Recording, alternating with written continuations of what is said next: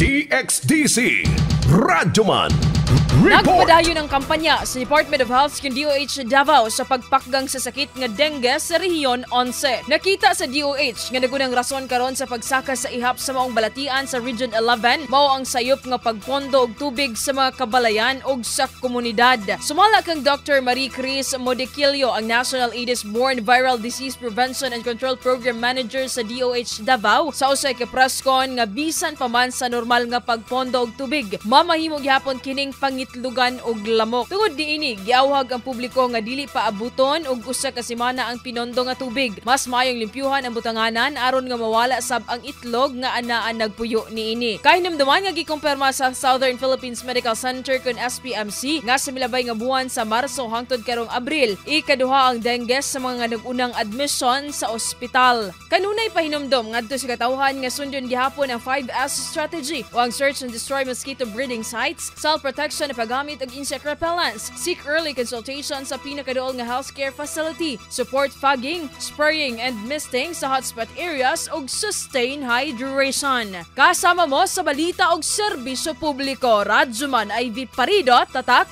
RadyoMaN. RadyoMaN News, Diretso Balitang Metro Davao.